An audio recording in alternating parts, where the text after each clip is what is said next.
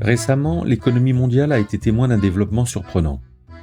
Malgré les sanctions internationales visant à affaiblir son économie, comme l'avait déclaré Bruno Le Maire, ministre de l'économie et des finances de la France, la Russie a maintenu une position économique forte, se classant 5e en termes de PIB lorsqu'on le mesure en parité de pouvoir d'achat.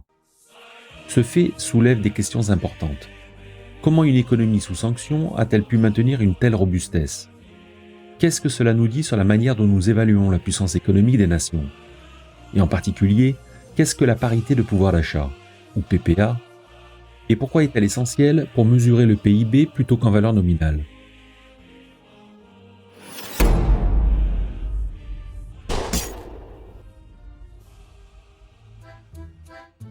Le produit intérieur brut, ou PIB, est souvent cité pour évaluer la richesse et la performance économique des nations.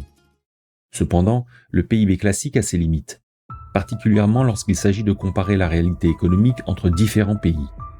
Ces limites deviennent d'autant plus évidentes lorsque des économies comme celle de la Russie résistent de manière inattendue à des défis économiques majeurs. Dans cette vidéo, nous allons explorer l'univers de la parité de pouvoir d'achat. Nous découvrirons pourquoi cet indicateur offre une perspective différente, souvent plus révélatrice de l'économie des nations.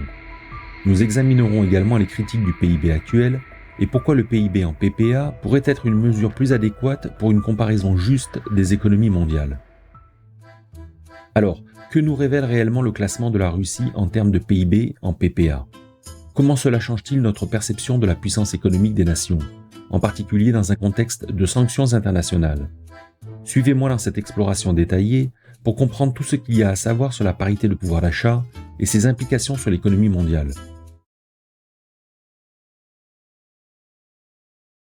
Avant de nous plonger dans la notion de parité de pouvoir d'achat, il est essentiel de comprendre ce qu'est le produit intérieur brut, ou PIB. Le PIB est l'un des indicateurs économiques les plus utilisés au monde pour mesurer la performance économique d'un pays. Le PIB représente la valeur totale de tous les biens et services produits à l'intérieur des frontières d'un pays pendant une période donnée, généralement 1 an. En d'autres termes, c'est la somme des richesses générées par un pays. Il peut être calculé de 3 manières différentes, qui, en théorie, devraient aboutir au même résultat. Ces méthodes sont la méthode de la production, la méthode du revenu et la méthode de la demande ou dépense. La méthode de la production additionne la valeur ajoutée à chaque étape de la production. La méthode du revenu somme les revenus que les individus et les entreprises retirent de leur participation à la production. Enfin, la méthode de la dépense calcule le total des dépenses effectuées pour l'achat de biens et services finaux. Cependant, le PIB a des limites. Il ne prend pas en compte la répartition de la richesse, la qualité de la vie ou le bien-être environnemental et social, et il ne mesure pas les activités non marchandes comme le travail bénévole ou domestique. Ces activités, bien qu'essentielles pour le tissu social et économique, restent invisibles dans les calculs du PIB. Cette omission mène à une autre considération importante, la valorisation de la production dans le secteur public. Dans le secteur privé, les prix des biens et services sont déterminés par le marché, reflétant une rencontre entre l'offre et la demande.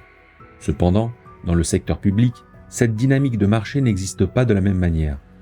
La production du secteur public est souvent évaluée en fonction des dépenses publiques. Autrement dit, la valeur des services publics est mesurée par combien le gouvernement dépense pour les fournir, plutôt que par la valeur de marché de ces services, souvent inexistante. Cela pose un problème significatif. Si un gouvernement augmente ses dépenses, que ce soit pour les salaires des fonctionnaires, les infrastructures publiques ou les services sociaux, le PIB augmente automatiquement. Cette méthode de calcul conduit à une distorsion importante. Une augmentation des dépenses publiques se traduit par une hausse du PIB, mais cela ne signifie pas nécessairement que la production réelle de biens et services utiles a augmenté, ou que la qualité de vie s'est améliorée. Par exemple, des dépenses publiques inefficaces ou mal gérées contribueront à augmenter le PIB sans pour autant améliorer le bien-être économique ou social de la population.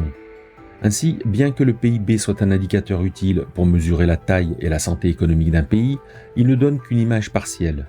C'est pourquoi il est important de considérer d'autres mesures, comme la parité de pouvoir d'achat, pour avoir une vue plus complète de la situation économique d'un pays.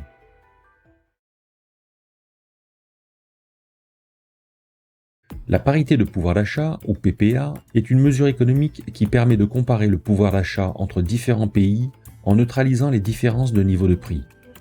La parité de pouvoir d'achat repose sur l'hypothèse que, en l'absence de barrières commerciales et de coûts de transport, un même bien ou service devrait théoriquement avoir un prix similaire lorsqu'on le convertit en une monnaie commune, comme le dollar américain.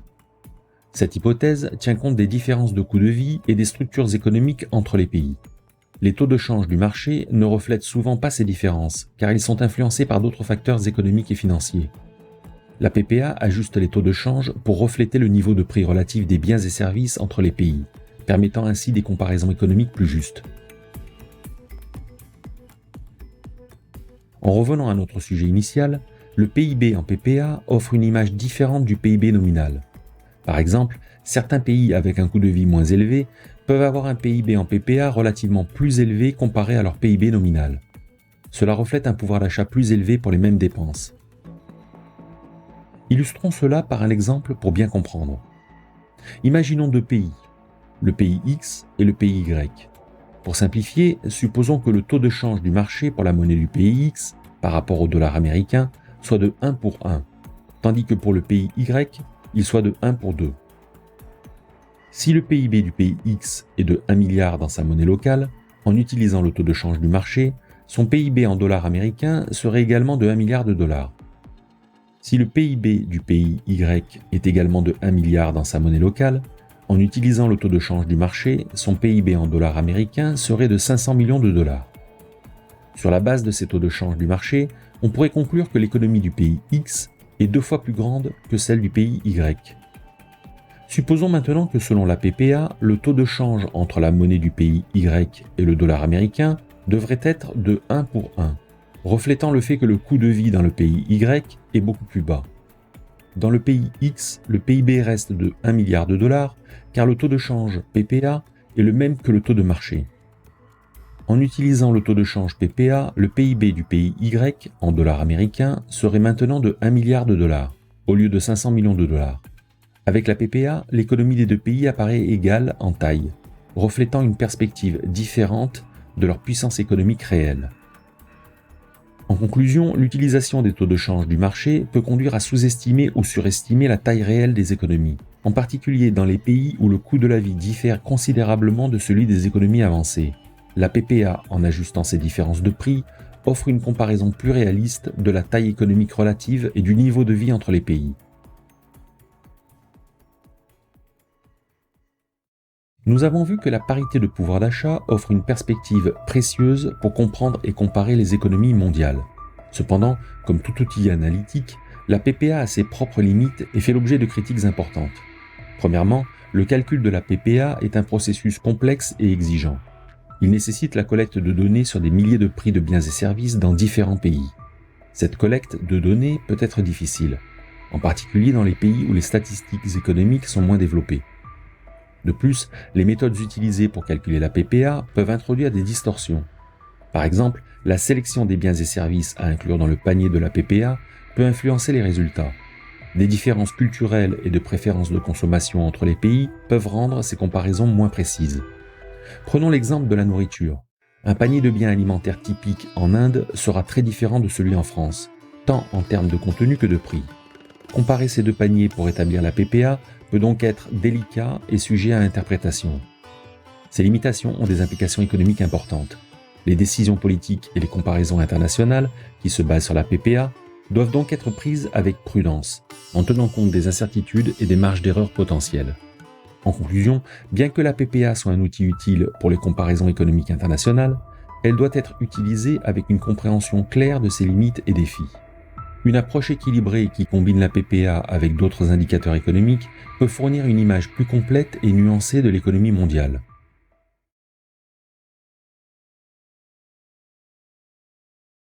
Nous avons parcouru ensemble un voyage à travers les concepts clés de l'économie, le PIB, la parité de pouvoir d'achat et leurs implications.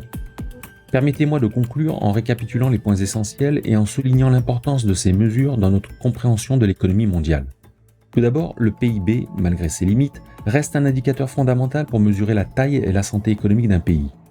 Cependant, il est crucial de reconnaître ses insuffisances, notamment son incapacité à refléter la répartition de la richesse, la qualité de vie et les activités non marchandes. Ensuite, la parité de pouvoir d'achat nous offre une perspective plus nuancée. En ajustant les différences de niveau de prix entre les pays, la PPA permet des comparaisons plus réalistes du pouvoir d'achat et du niveau de vie. Cependant, elle aussi est sujette à des limitations et doit être utilisée avec discernement. Dans un monde en constante évolution, les économistes et les décideurs sont continuellement à la recherche de méthodes plus précises pour évaluer et comparer les économies. Il est probable que nous verrons l'émergence de nouveaux outils et indicateurs pour compléter et améliorer notre compréhension de l'économie globale. Pour nous, observateurs, étudiants, professionnels ou simplement citoyens intéressés par l'économie, il est essentiel de rester informés et critiques face à ces indicateurs.